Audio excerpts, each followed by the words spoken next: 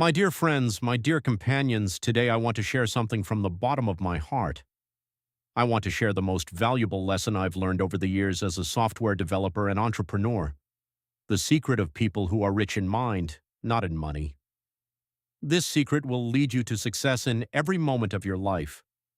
Imagine two apartments in the same city, in the same neighborhood, with similar rents. The first belongs to someone who earns $95,000 a year. A giant screen on the wall, a $4,000 leather sofa, kitchen appliances never taken out of their boxes, closets full of clothes with the tag still on, and a storage room full of items untouched for years.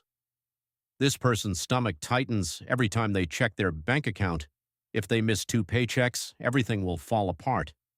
The second belongs to someone who earns $52,000 a year. The first thing that catches your eye when you walk in is emptiness. A simple sofa, a reasonably sized screen, kitchen appliances that are only actually used, clothes that are only actually worn, and a guest room that functions like a real guest room. This person feels a deep sense of peace when they check their bank account because they've saved 18 months' worth of expenses and invest 20% of every paycheck. They live in the same neighborhood, friends. Almost half the income, but about 10 times more financial security. This isn't an income story, it's a story about the hidden relationship between possessions and money. The first person isn't a gambler nor an addict.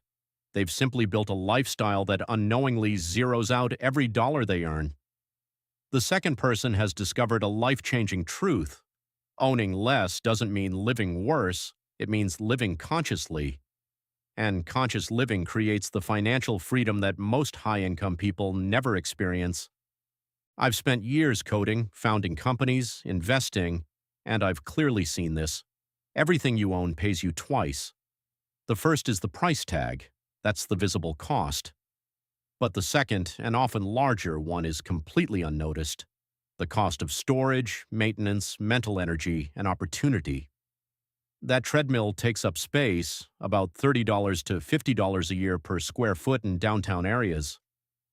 With a security zone, a treadmill takes up about 20 square meters of space, meaning you're paying between $600 and $1,000 in indirect rent annually, and it's probably just being used as a clothes hanger. Then there's maintenance and repairs. Boats, cars, and equipment consume about 10% of their value each year. And mental energy, every object you own takes up a small fraction of your attention. It needs cleaning, organizing, insuring, maintaining, worrying about, and eventually disposing of. Researchers have proven that visual clutter raises cortisol levels and reduces the brain's capacity to focus, meaning your possessions are stressing you out in ways you don't even realize. And there's the opportunity cost. Every dollar tied up in possessions is a dollar that doesn't flow into investments. A $15,000 home gym setup could turn into a $50,000 index fund in 15 years. Friends, you didn't buy a home gym. You bought your future financial freedom instead of a home gym.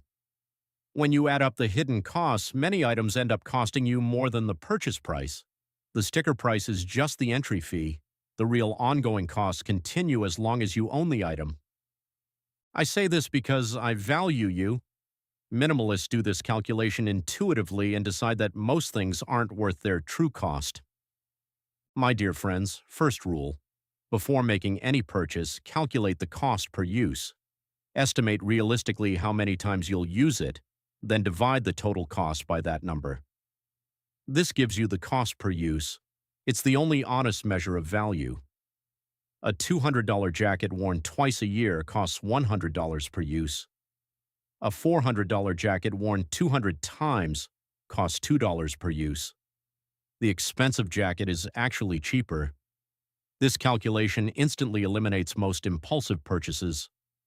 A $300 kitchen appliance you use twice a year costs $150 per use in the first year, an incredibly expensive method no matter what it does. Meanwhile, a $30 appliance you use once a week costs less than 60 cents per use in the first year. Cost calculation eliminates marketing, emotions, and social pressure. Friends, second rule: apply the replacement test to everything you own. Walk around your house and look at each item. Ask yourself a simple question. If this item disappeared today, would I spend money to replace it? Be honest. Would you really buy a new fondue set? Would you replace that bread maker? Would you repurchase clothes you haven't worn in 18 months? For most items, the honest answer is no. These items are a void in your life. They exist not out of necessity, but out of inertia, impulsive purchases, gifts you feel compelled to keep, or remnants of hobbies you've left behind. These items have negative value, my friends. They take up space, drain mental energy, and require maintenance. Every hour you spend organizing, decluttering, or thinking about things you won't replace is an hour stolen from something truly important. Minimalists ruthlessly discard items that fail this test. They sell what has value, donate what could benefit someone else, and throw away what serves no purpose. This process is initially unpleasant, but once complete, it's liberating. The psychological weight of owning things you don't want is considerable. When you get rid of that weight, a mental space opens up that's hard to describe but immediately noticeable. Rooms seem larger, decisions become easier, cleaning is done in half the time, and you always know where everything is because everything that remains has a purpose. My dear friends, the third rule: don't replace things out of boredom. I see a recurring pattern among high-income individuals. They replace perfectly functioning items simply because they're bored with them or because newer models have come out. Their televisions work flawlessly, but the new model offers slightly better contrast. Their phones work perfectly, but the new version has a slightly better camera. Their cars reliably get them where they want to go, but the new model has an updated design. Their furniture serves its purpose, but they're tired of its look. These upgrades seem like progress. In reality, they're a waste of wealth disguised as progress. Minimalists adopt a strict policy: they never replace something that works properly. A phone that makes calls, sends messages, and runs apps doesn't deserve to be replaced just because a new phone came out. A car that reliably gets you where you want to go doesn't deserve to be replaced just because your neighbor got a brighter one. This policy saves an enormous amount of money over a lifetime. The average American replaces their phone every 2 to 3 years, often while their previous phone is still working perfectly. Over 30 years, this results in unnecessary spending of between $30,000 and $50,000. When applied to all categories where the upgrade culture operates, the lifetime waste easily exceeds $200,000. Minimalists overcome this trap by clearly defining functionality. A product remains functional until it can no longer truly serve its purpose. Boredom is not failure. Wanting novelty is not failure. The existence of newer alternatives is not failure. Real mechanical failure or inability to perform necessary tasks, that is failure. Everything else is marketing designed to make you solve problems you don't have. The fourth rule, my friends: make spending difficult, saving easy. Human behavior follows the path of least resistance. If spending is easy and saving is difficult, you will spend. If saving is easy and spending is difficult, you will save. Minimalists design their environment so that the right choice becomes the easy choice. The difficulty of spending looks like this: deleting saved credit card numbers from online retailers, implementing a 24-hour waiting period before any unnecessary purchases, deleting shopping apps from your phone, unsubscribing from promotional emails, and staying away from stores unless you have a specific targeted purchase objective. The ease of saving looks like this: automatic investment account transfers on payday, keeping only small amounts in easily. Accessible checking accounts, making investment contributions before seeing the money, and treating saving as a fixed expense rather than an afterthought. These structural changes are far more important than willpower. Willpower diminishes throughout the day. Your environment remains constant. Someone who relies on willpower to avoid impulsive purchases will eventually fail when they are tired, stressed, or emotional. Someone who deletes shopping apps and physically puts aside their credit cards will not be able to make an impulsive purchase at that moment. Minimalists don't rely on consistently making good decisions. They design systems that automate good decisions. Just the 24-hour wait rule alone eliminates about 70% of impulsive purchases. The vast majority of desires for objects disappear within a day if they aren't acted upon immediately. My dear friends, the fifth rule: Regularly count your belongings. This may seem obsessive, but when you actually do it, your mindset changes. Counting creates awareness, and awareness prevents accumulation.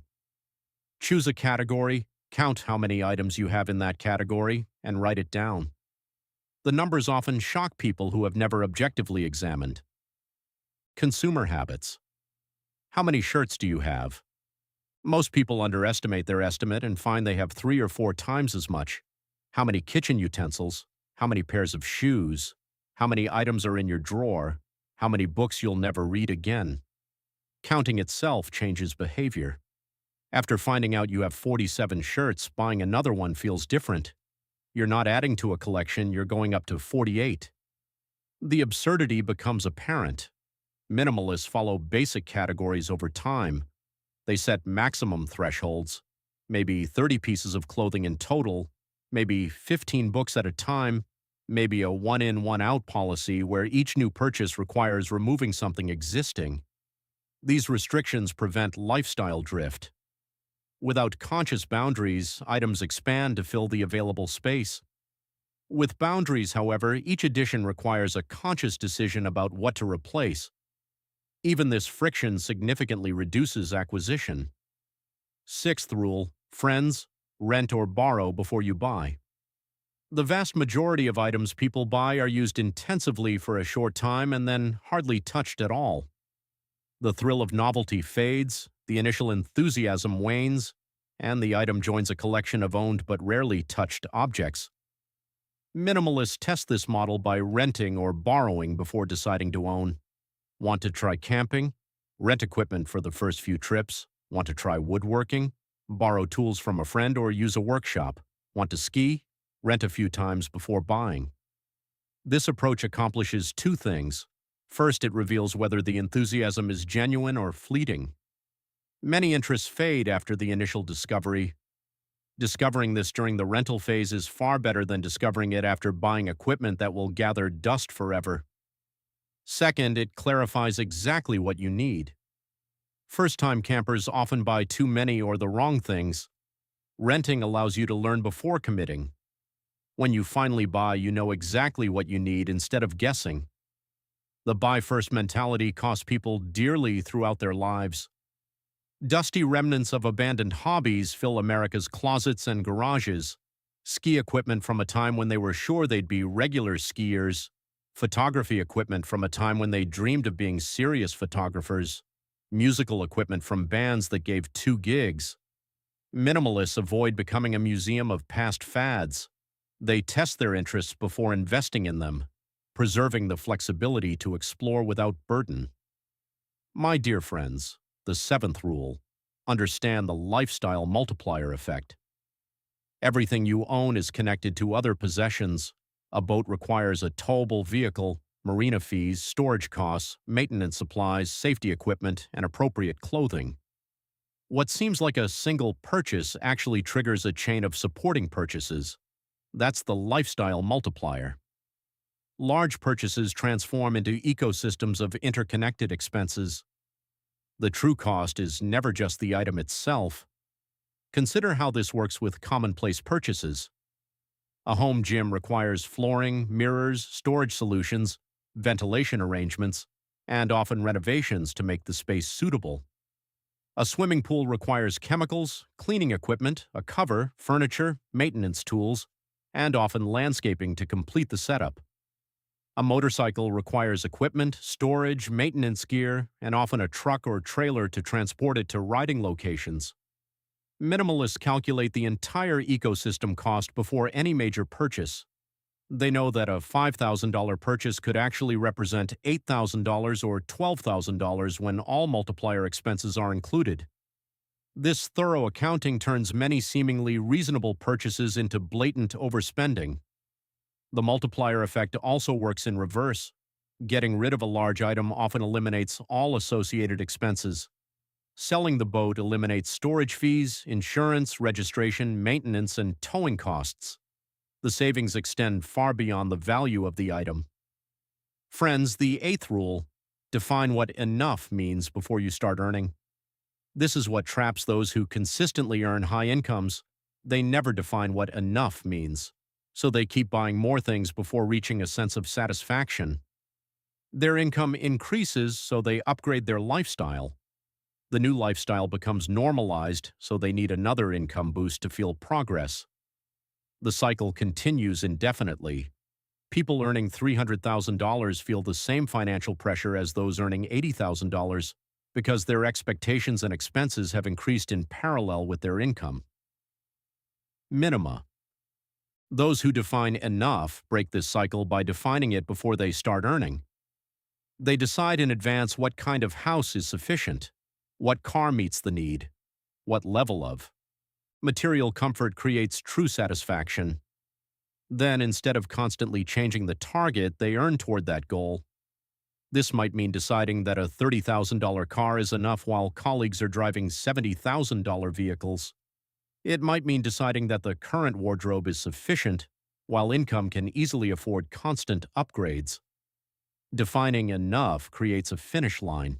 If you don't have enough income, you're in an endless race where lifestyle expansion always surpasses income growth. If you have enough income, the extra income starts flowing into savings and investment. Someone who defines annual spending as $60,000 and then starts earning $150,000 will accumulate wealth at an extraordinary rate. The $90,000 difference between income and enough income flows directly into financial freedom.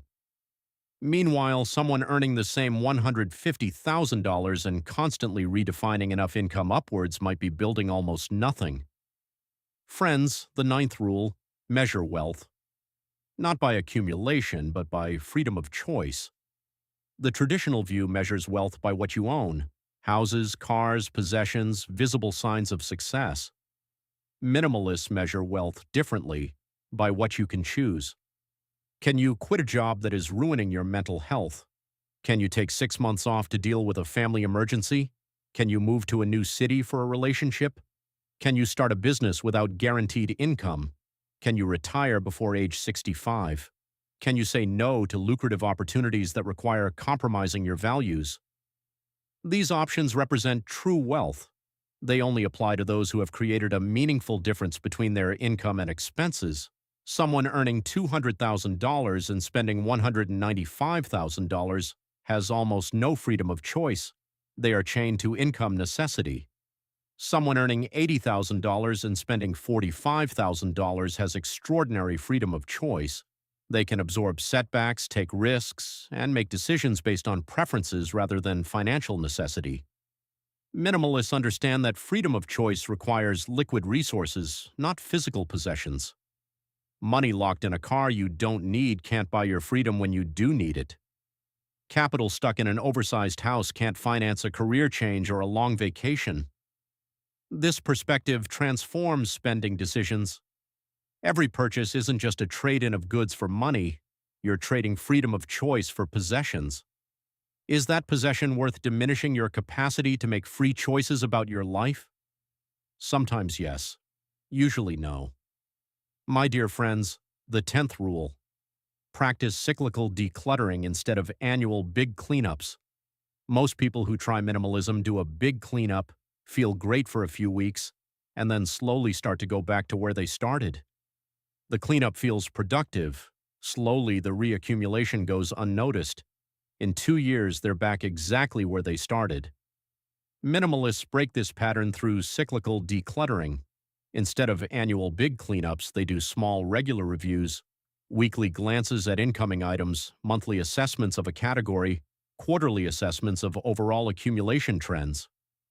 This cyclical approach catches accumulation early before it reaches overwhelming levels. Getting rid of 3 items a week is manageable and sustainable. Getting rid of 300 items once a year feels overwhelming and is usually postponed indefinitely. The cyclical approach also maintains awareness. When you regularly evaluate your belongings, you notice patterns. You see which categories tend to grow. You identify which emotional states trigger acquisition. You realize which marketing tactics work particularly well on you. This awareness not only provides a cure, but also allows for prevention. Let me offer you a practical application of these rules. You can start today. This week, take a tour of your home keeping the replacement test in mind. Identify 10 items that you wouldn't pay to replace if they got lost. Sell, donate, or throw away these items. Notice how it feels to get rid of things you don't really want. This month, apply the 24-hour rule to all your unnecessary purchases. Track how many purchase impulses materialize and how many disappear during the waiting period. The data will unintentionally reveal how much of your spending is impulsive. This quarter, count your items in 3 categories that most people tend to hoard. Clothing, kitchenware, and media or entertainment are good starting points. Set a maximum threshold for each category based on the things you use. This year, define what enough means in major spending categories. Which home is enough? Which transportation is enough? Which wardrobe truly meets your needs? Write down these definitions and return to them whenever you feel the urge to go beyond your own standards. The financial transformation brought about by these practices increases exponentially over time. Someone who consistently applies these rules for 5 years will accumulate far less wealth but save far more. The difference between lifestyle and income creates a wealth that cannot be achieved in any other way. Here's something nobody tells you about minimalism and money, and I'm going to tell you because I care about you, friends. The relationship is two-way. Owning less creates more money, but having more money also makes owning less feel natural. As your savings solidify and your investments grow, the urge to hoard diminishes. The psychological need that drives much of consumption, the need for security and status, is met by financial power rather than physical objects. You no longer need possessions to feel successful because your bank account already tells the story you want to hear. People trapped in the consumption cycle often can't explain why they buy so much. The real answer is usually this: spending temporarily fills the emotional void created by financial insecurity. If you address the insecurity with real financial strength, the urge to spend usually disappears on its own. This creates a beautiful virtuous cycle. Spending less leads to saving more. Saving more creates a sense of security. A sense of security reduces the urge to spend. Reduced spending further accelerates saving. Each stage of the cycle reinforces the next. The counter cycle is equally powerful but destructive. Spending everything creates insecurity. Insecurity leads to spending more as a temporary emotional relief. Spending more deepens insecurity. The cycle continues until an external shock reaches a breaking point. The choice between these cycles determines financial trajectory far more than income. High-income individuals trapped in the destructive cycle build nothing. Modest-income individuals progressing through the virtuous cycle build everything. The minimalist rules I'm sharing aren't about suffering or deprivation. These are about acknowledging that the vast majority of consumption doesn't actually increase life satisfaction. Research consistently shows that beyond a basic level of security and comfort, additional purchases contribute minimally to well-being. Yet most people spend under the assumption that happiness scales linearly with spending. Minimalists align their behavior with this research. They spend enough to be comfortable, then direct the excess toward freedom rather than accumulating it. As a result, they have less and more life. The apartment I mentioned initially, the apartment of the person who earned $52,000 in 18 months of savings, belongs to someone who consistently applies these rules. They didn't get there with an extraordinary income. They got there with an extraordinary clarity about what truly matters. The other apartment, the apartment of the person who earned $95,000 and was 2 paychecks away from the crisis, belongs to someone who never questioned the assumption that having more means a better life.